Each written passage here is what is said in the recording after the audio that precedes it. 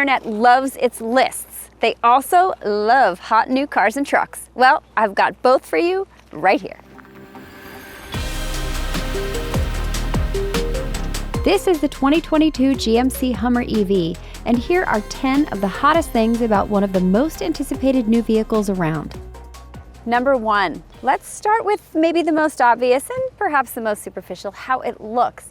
So if I were pitching this vehicle to, let's say, a Hollywood producer, I would say this is like the Schwarzenegger Gen 1 Hummer meets RoboCop.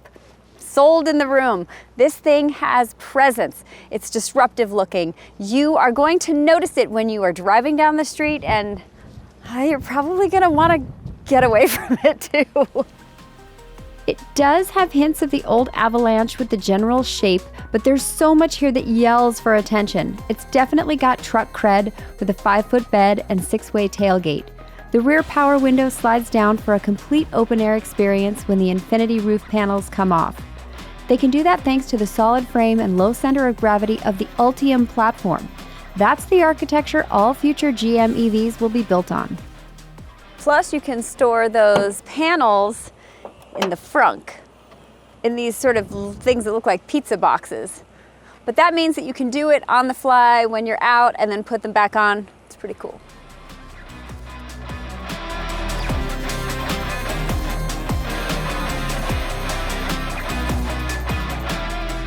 So intimidating good looks don't really do any good if you can't drive this anywhere. Number 2 is good news. The Hummer EV gets up to 329 miles of range.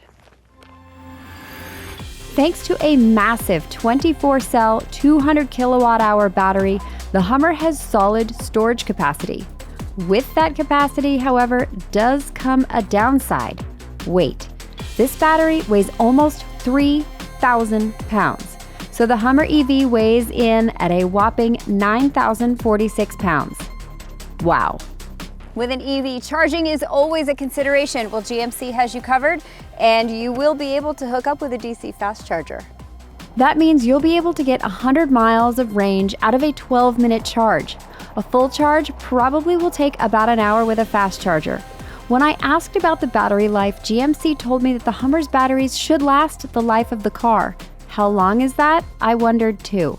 Well, it's warranted for 8 years or 100,000 miles, but my GMC guy said 15 years. I will leave that to you to decide if that's long enough. So the Hummer looks like it's from the future, and you would expect that it will have a lot of tech. Hence my number 3, which is Super Cruise. It's an option, and it's kind of a crazy one. No one's calling it autonomous driving. It will make you keep your hands on the wheel, but this is the same elegant system that Cadillac uses, and it is great. Super Cruise works on about 200,000 roads that are all pre-programmed into it, and it will even change lanes for you when it finds the opportunity. It's a killer system, very smooth, and really confidence-inspiring. Let's dive even deeper into the Hummer's tech with number 4, UltraVision. This is where in my movie pitch I say, it comes with 18 cameras, so you can take the camera guy out of your budget. UltraVision's cameras are set up in strategic places that give you views from under the truck as well as surrounding it. The resolution on the cameras is outstanding, nothing blurry here. And if the one underneath gets dirty or gets mud on it, you can wash it. This gives the driver extensive real-time views around the Hummer's mass, which comes in especially handy if you don't have a spotter over rough terrain. The midpoint of any movie is a great plot twist where the audience just goes, whoa! So naturally, for number 5, I've chosen Crab Walk. Crab Walk is like rear wheel steering on steroids. It can turn all 4 wheels diagonally to about 10 degrees to get the driver out of a tricky situation, either off-road or, hey, even in a parking lot around those pesky carts that people leave everywhere. I'm not still 100% sure where and when I would possibly use it, but really super eager to stay out here and get some practice and see where the crab walk is the most effective. On the Hummer's agility, it employs rear wheel steering in many situations, not just in crab walk. And it has the same turning radius as get this, a Chevy Sonic, if you can wrap your head around that one. That rear wheel steering is an absolute game changer when you're out on the trails in narrow turns. Number 6 is just as practical, if a little less sci-fi, and that is the power station generator. It's not available until the 2024 models, but this is the same Jenny as on the Ford F-150 and can power up your tools, a fridge, camping gear, or even in the case of an emergency, your house or another electric vehicle. I wonder if the Hummer EV could charge itself. So when you're not taking care of all of your emergencies, number 7 is gonna get you out in the wild, and it's one of my favorite things. That is the Hummer's off-road capability.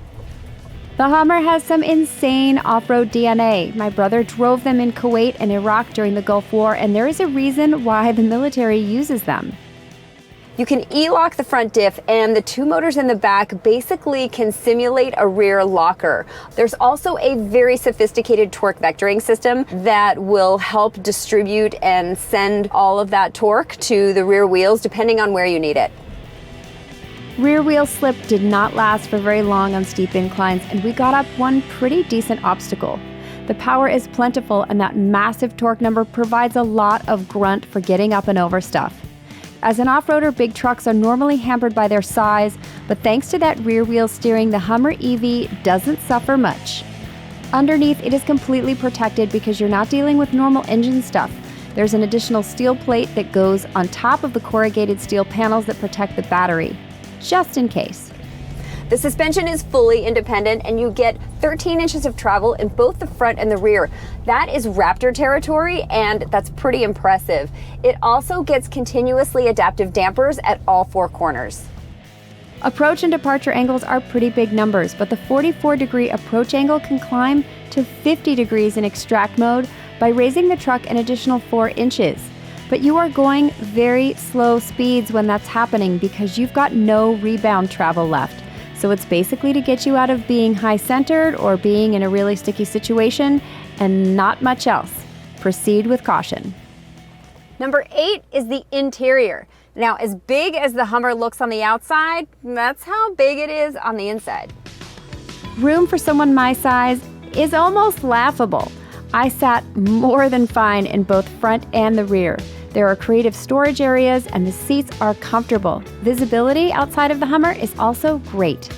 There's a 13.4-inch touchscreen with buttons for climate, drivetrain controls, and audio functions. Also, the digital gauge cluster is a winner.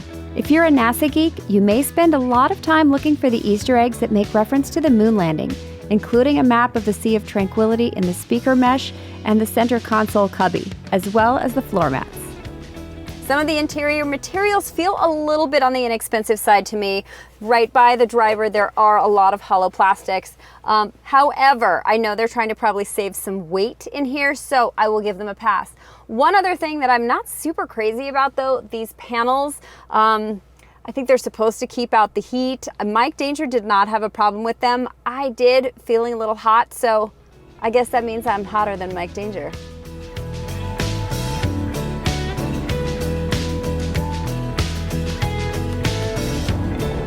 Number 9 might seem like it's the most mundane, but it's also probably the most important. What's this thing like to drive on the road? The Hummer EV gets up to 1,000 horsepower out of up to 3 motors, 1 up front and 2 in the rear. GMC has creatively calculated torque in their press materials at 11,500 pound-feet, but traditionally calculated, it's closer to 1,200 pound-feet of torque. Still very formidable. I can tell you that it's a smooth operator. The Hummer does not drive quite as big or cumbersome as you might think just because of its size. Don't get me wrong, it's still big, but more agile than you would anticipate. The air suspension makes for a really, really comfortable ride. It's nice and kind of cushiony in here, and that low center of gravity makes it feel really nice and stable. You don't feel top heavy, especially around turns. At higher speeds, you do feel the weight of the Hummer. This is still a 9,000-pound behemoth, and momentum, either stopping or starting, is just physics.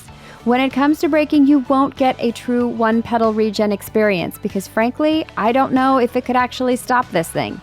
Get on the brake pedal early. It's deceiving how much it takes to stop the Hummer. As for the steering, it isn't as spot-on center as you might hope, but that is a true truck experience and personally was not offensive. Every movie ends with a big grand finale, so of course I had to save the WTF moment for last. Number 10 is Watts to Freedom. Let's go to the track. Yeah, it might be a hokey name, but this is no hokey feature. If launching a rocket underneath you sounds interesting, then you'll have the option to WTF yourself from 0 to 60 in about 3 seconds. If you're in the market for an electric truck, then the other competitors include the Rivian R1T, Ford F-150 Lightning, and Chevy's EV Silverado. Pricing on the Hummer EV starts at about $80,000, but the only catch is that version isn't available until 2024. An EV 2X or 3X will be available in the spring of 2023 or fall of 2022 respectively. The Hummer EV comes to a dealer near you soon, but you can pre-order yours online. Although the Edition 1 sold out in 10 minutes and GMC says there's already a 3-year waiting list. See Hollywood? Sold in the room.